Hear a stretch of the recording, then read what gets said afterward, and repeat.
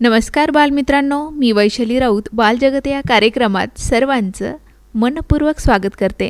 बालमित्रांनो, आपण कार्यक्रमात दरवेळेस नवीन एका वेगळ्या विषयासह छान विषय गीतं सादर करत असतो. बालमित्रांनो, आज आपण एका खास आणि विद्यार्थी प्रिय असलेले एका शास्त्रज्ञाची आपण ओळख करून घेणार आहोत. डॉक्टर APJ अब्दुल कलाम, अर्थात त्यांचं पूर्ण नाव आहे अब्दुल पाकीर जैनुलाब्दीन अब्दुल कलाम.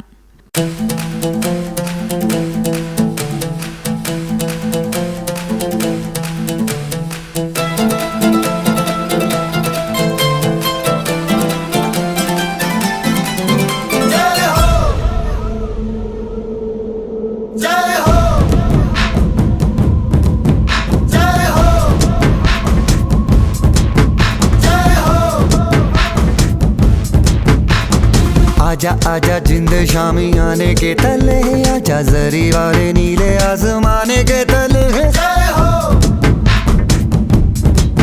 जय हो. आजा आजा जिंद शामी आने के तले, आजा जरी वाले नीले आसमाने के तले. जय हो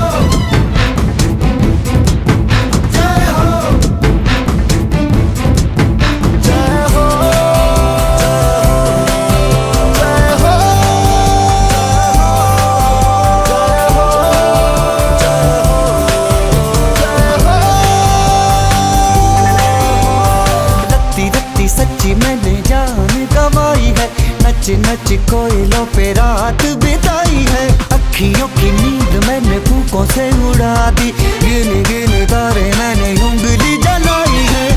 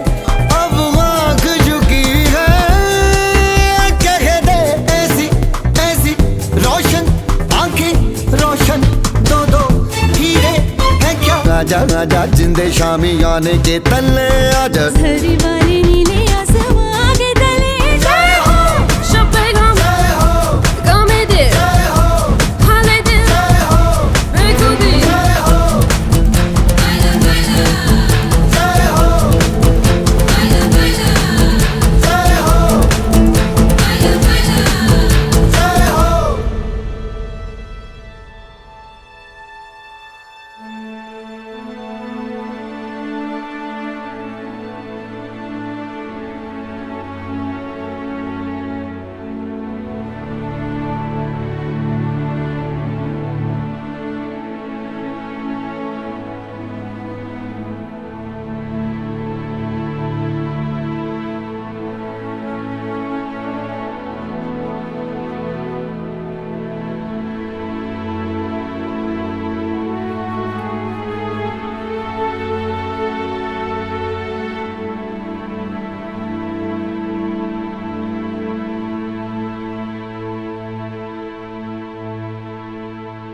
डॉक्टर APJ अब्दुल कलाम यांचा जन्म 15 ऑक्टोबर 1931 रोजी तामिळनाडूतील रामेश्वर येथे झाला.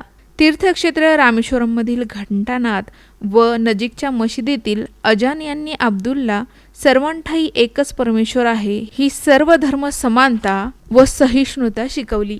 उपजत प्रखर बुद्धिमत्ता, प्रामाणिकपणा व सरळ मार्गीपणा यांची देणगी त्यांना लाभली होती. कॉलेज जीवनात टॉल्स्टॉय, हार्डी, स्कॉट, मिल्टन यांसारख्या थोर साहित्यिकांच्या विचारसरणीचा अब्दुल कलाम यांच्यावर खूप प्रभाव पडला होता. शिवाय अंतराळातील ग्रहगोल, पक्षी, तारे, विमाने याबद्दल त्यांना खूप कुतूहल वाटत होतं. विज्ञान अभियांत्रिकीमध्ये BSc पदवी मिळाल्यानंतर उच्च शिक्षणासाठी मद्रास इन्स्टिट्यूट ऑफ टेक्नॉलॉजी मध्ये प्रवेश घेऊन डॉक्टर कलाम यांनी एरोडायनामिक्स शाखेत उज्ज्वल यश संपादन केलं होतं. अत्यंत कठीण परीक्षा देत देत ते पुढे रॉकेटरी क्षेत्रातले तज्ज्ञ बनले. वयाच्या 48व्या वर्षी त्यांनी SLV-3 हे रॉकेट अंतराळात सोडले. पण दुर्दैवाने या यानाचे अंतराळात तुकडे झाले.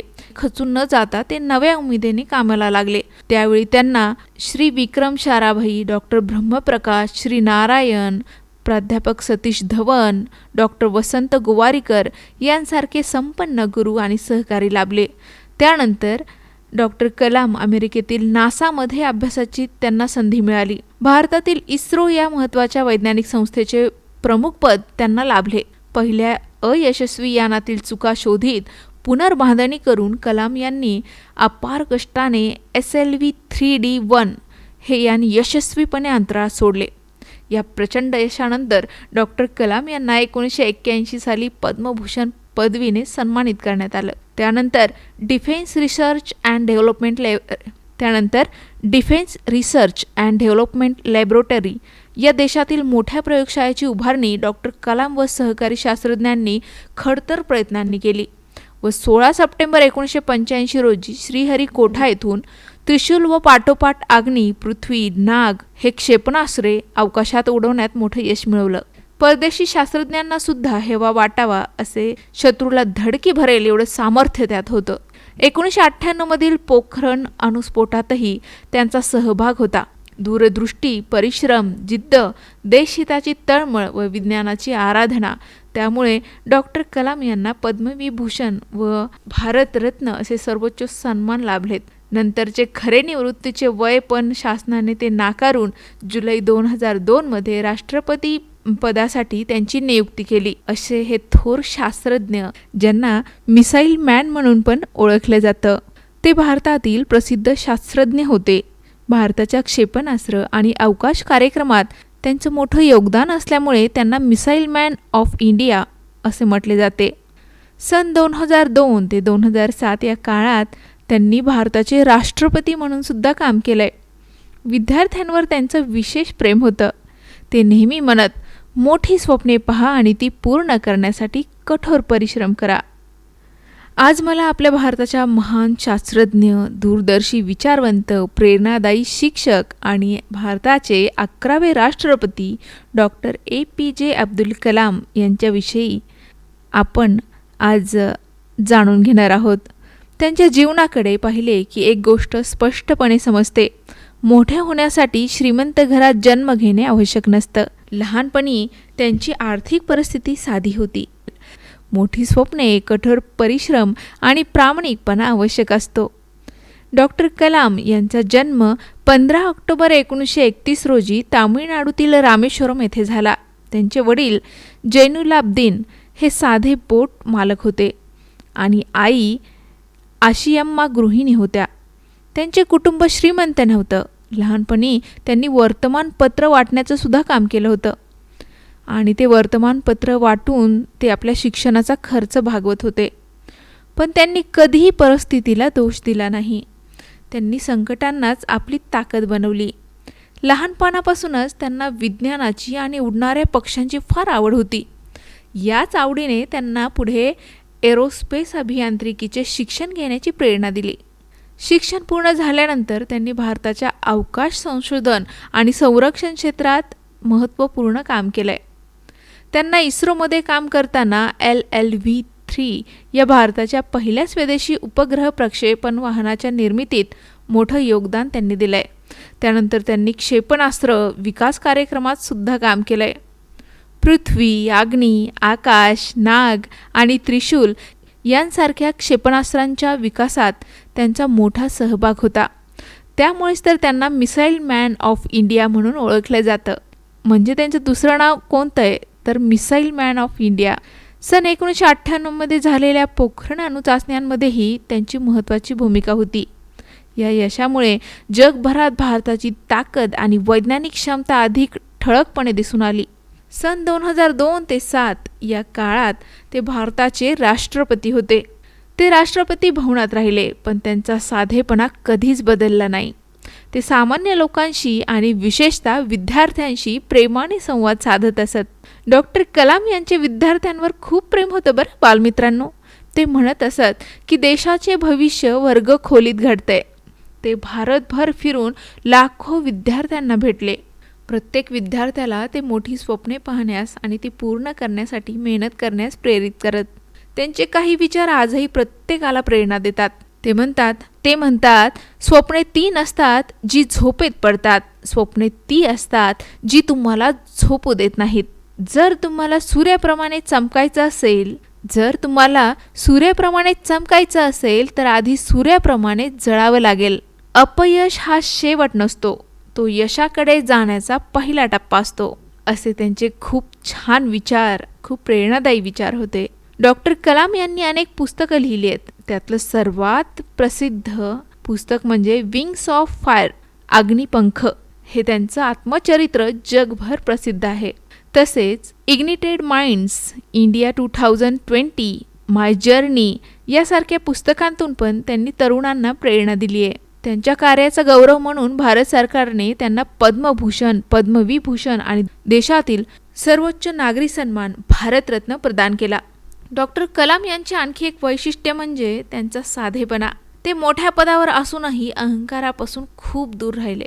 त्यांना वीणा वाजवायला आवडत असे. ते रोज वाचन करत आणि आयुष्यभर विद्यार्थी असल्याप्रमाणे नवीन गोष्टी शिकत राहिले. त्यांच्या आयुष्यातील सर्वात प्रेरणादायी घटना म्हणजे 27 जुलै 2015 रोजी ते मेघालयातील विद्यार्थ्यांना व्याख्यान देत असताना त्यांना हृदयविकाराचा झटका आला. विद्यार्थ्यांना प्रेरणा देत असतानाच त्यांनी अखेरचा श्वास घेतला. शिक्षक म्हणून विद्यार्थ्यांमध्येच त्यांचं जीवन संपलं. हीच त्यांच्या जीवनाची खरी ओळख आहे बालमित्रांनो, डॉक्टर अब्दुल कलाम यांचं जीवन आपल्याला सांगते की गरिबी अडथळा नाही, अपयश शेवट नाही आणि स्वप्ने पाहण्यास कोणतीही मर्यादा नाही. आपणही त्यांच्यासारखं प्रामाणिक, मेहनती, जिज्ञासू आणि देशप्रेमी नागरिक बनण्याचा संकल्प करूया. मोठी स्वप्ने पाहू, मनापासून शिक्षण घेऊ, कष्ट करू आणि आपल्या भारतात अधिक सक्षम व विकसित राष्ट्र बनवण्यासाठी आपलं सुद्धा योगदान देऊ. बालमित्रांनो, डॉक्टर APJ अब्दुल कलाम यांचा लहानपणीचा किस्सा आपण ऐकूयात. एक प्रेरणादायी कथा त्यांची आपण ऐकूयात. एकदा लहानपणी अब्दुल कलाम यांच्या शाळेत शिक्षकांनी पक्षी कसे उडतात हे शिकवलं. वर्गात समजावून सांगूनही अनेक विद्यार्थ्यांना ते नीट समजलं नाही. मग दुसऱ्या दिवशी शिक्षक व विद्यार्थ्यांना समुद्रकिनारी घेऊन गेले. त्यांना आकाशात उडणारे पक्षी दाखवले आणि त्यांच्या पंखाची हालचाल, उड्डाणाची पद्धत समजावून सांगितली. ते प्रत्यक्ष पाहिल्यावर अब्दुल कलाम यांना उड्डाणाचे विज्ञान समजलं आणि त्यांच्यामध्ये विमाने व रॉकेट याविषयी प्रचंड उत्सुकता निर्माण झाली. याच प्रेरणेने त्यांनी खूप अभ्यास केला, शास्त्रज्ञ बनले आणि पुढे भारताच्या क्षेपणास्त्र व अवकाश कार्यक्रमात महत्त्वाची योगदानं दिली. नंतर ते भारताचे राष्ट्रपती सुद्धा झाले. यावरून काय, चांगला शिक्षक विद्यार्थ्याच्या आयुष्याला योग्य दिशा देऊ शकतो. जिज्ञासा, कठोर परिश्रम आणि मोठी स्वप्न यामुळे कोणतीही व्यक्ती मोठं यश मिळवू शकते. हे आपल्याला डॉक्टर APJ अब्दुल कलाम यांच्याकडून समजतंय. विद्यार्थी मित्रांनो, एकदा काय झालं, डॉक्टर अब्दुल कलाम हे इस्रोमध्ये प्रकल्प संचालक म्हणून काम करत होते. रॉकेट प्रक्षेपणाची मोठी मोहीम होती. त्यांनी आपल्या सहकार्याला मुलांना प्रदर्शनाला नेण्याचं वचन दिलं होतं, पण कामाच्या ताणामुळे तो सहकारी विसरला. संध्याकाळी घरी गेल्यावर त्याला वाटलं की मुले नाराज असतील, पण घरी गेल्यावर की डॉक्टर अब्दुल कलाम स्वतः त्यांच्या मुलांना प्रदर्शनाला घेऊन गेले होते. ही गोष्ट ऐकून सर्वांना त्यांच्या मोठेपणाची जाणीव झाली. त्यांनी दाखवून दिलं की चांगला नेता फक्त कामाचाच नाही तर आपल्या सहकाऱ्यांच्या, कुटुंबाच्या भावनांचीही काळजी घेतो. या घटनेतून आपल्याला काय शिकायला मिळतंय? यशस्वी माणूस तोच जो इतरांच्या आनंदाची आणि जबाबदाऱ्यांचीही काळजी घेतो. बालमित्रांनो, अग्निपंख हे पुस्तक डॉक्टर APJ अब्दुल कलाम यांनीच लिहिलं आहे. ते त्यात सांगतात, स्वप्ने 3 असतात जी आपण झोपेत पाहतो, स्वप्ने ती असतात जी आपल्याला झोपूच देत नाहीत. जर तुम्हाला सूर्याप्रमाणे चमकायचं असेल तर प्रथम सूर्याप्रमाणे जळावं लागेल. मोठं ध्येय ठेवा, स्वतःवर विश्वास ठेवा आणि कष्ट करण्याची तयारी ठेवा. अपयश ही शेवट नसते, ते यशाकडे जाणाऱ्या प्रवासाची सुरुवात असते. शिक्षण, मेहनत आणि प्रामाणिकपणा हीच यशाची खरी गुरुकिल्ली आहे. प्रत्येक विद्यार्थ्यामध्ये देशाचे उज्ज्वल भविष्य घडवण्याची ताकद असते. असे सुंदर आपल्याला डॉक्टर APJ अब्दुल कलाम यांचे विचार आपल्याला शिकवतात की साधी सुरुवात असली तरी मोठी स्वप्न, अधिक परिश्रम आणि दृढ इच्छाशक्ती यांच्या जोरावर जगात सर्वोच्च यश मिळवता येतं. चला आपणही त्यांच्या विचारांचा आदर्श घेऊयात आणि आपल्या भारताला ज्ञान, विज्ञान आणि संस्कारांनी समृद्ध बनवूया. बालमित्रांनो, मुलांवर डॉक्टर कलाम यांचं खूप प्रेम होतं. राष्ट्रपती झाल्यानंतरही डॉक्टर कलाम यांनी शाळा आणि महाविद्यालयांना भेटी देणं कधीच थांबवलं नाही. ते विद्यार्थ्यांशी थेट संवाद साधत होते, मोठी स्वप्न पाहण्याची प्रेरणा देत होते. बालमित्रांनो, राष्ट्रपती म्हणून त्यांना अनेक भेटवस्तू मिळत असत, पण त्यांनी त्या स्वतःकडे न ठेवता राष्ट्रपती भवनाच्या संग्रहालयात त्यांनी त्या जमा केल्या आहेत. सार्वजनिक पदावर असताना वैयक्तिक लाभ घेऊ नये असा त्यांचा आदर्श होता. वेळेचं महत्त्व म्हणाल तर ते वेळेचे अत्यंत काटेकोरपणे पालन करत होते.